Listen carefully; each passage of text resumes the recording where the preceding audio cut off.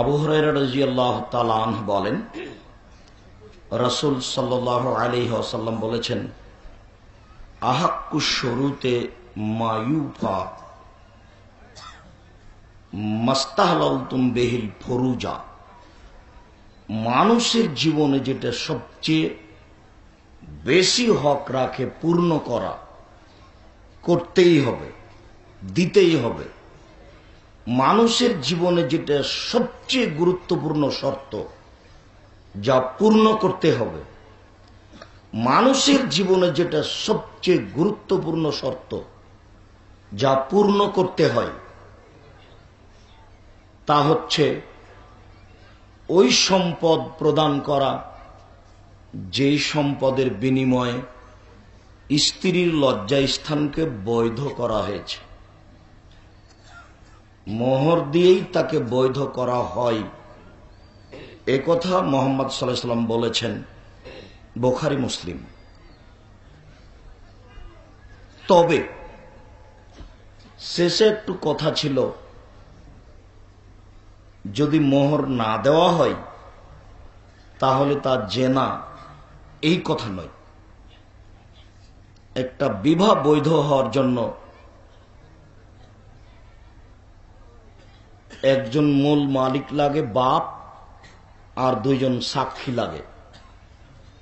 আবু হুরায়রা রাদিয়াল্লাহু তাআলা আনহু বলেন, রাসূল সাল্লাল্লাহু আলাইহি সাল্লাম বলেছেন, লা নিকাহা ইল্লা বিওয়ালিয়িন, বিবাহ হয় না অভিভাবক ছাড়া। ওয়ালা নিকাহা ইল্লা বিশাহিদাইনে, আর বিবাহ হয় না দুইজন সাক্ষী ছাড়া।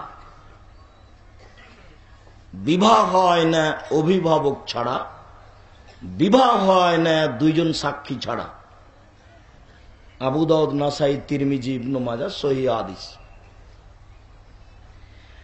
আয়েশা রাদিয়াল্লাহু তাআলা আনহা বলেন, রাসূল সাল্লাল্লাহু আলাইহি ওয়াসাল্লাম বলেছেন, আইয়ুমা ইমরাতিন নাকাহাত বিগাইরি ইযনি ওয়ালিহা ফানিকাহুহা বাতিল, ফানিকাহুহা বাতিল, ফানিকাহুহা বাতিল। যে কোনো মহিলা অভিভাবক ছাড়া, বাপ ছাড়া বিবাহ বসবে, সেই বিবাহ বাতিল, সে বিবাহ বাতিল, সে বিবাহ বাতিল, কোর্টের বিবাহ বাতিল।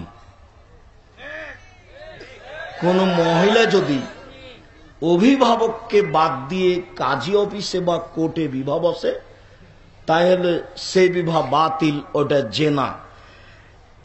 যতদিন পর্যন্ত পিতা দুইজন সাক্ষী নিয়ে সম্মতি না জানিয়েছে, ততদিন পর্যন্ত এটা জেনা।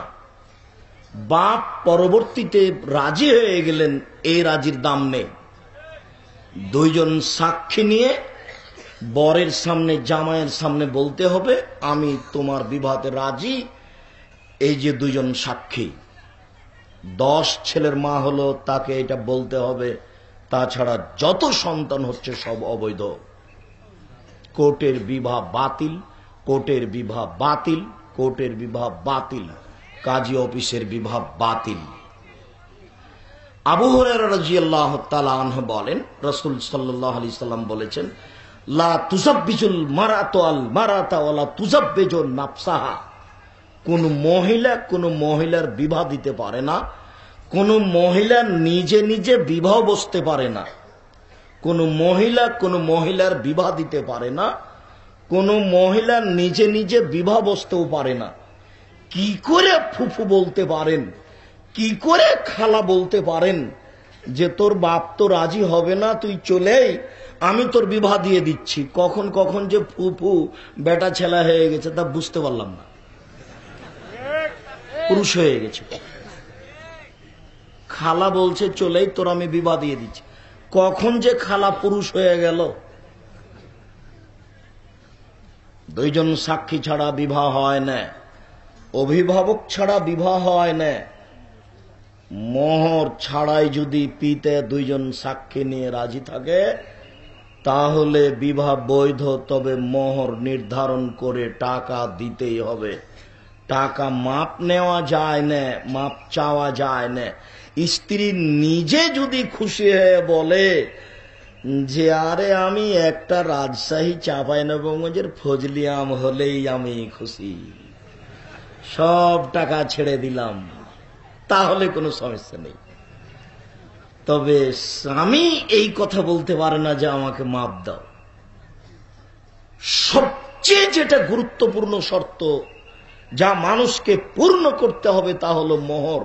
মোহর দিতেই হবে। আগামীকাল সন্ধ্যা হতে হতে মোহর প্রদান করুন।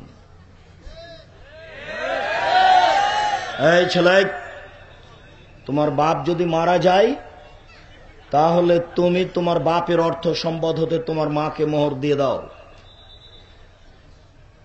মোহর এইটা জরুরি জিম্মেদারি, তোমাকে তোমার বাপকে দিতেই হবে। তোমার বাপের অর্থ সম্পদ থেকে মোহর প্রদান করো।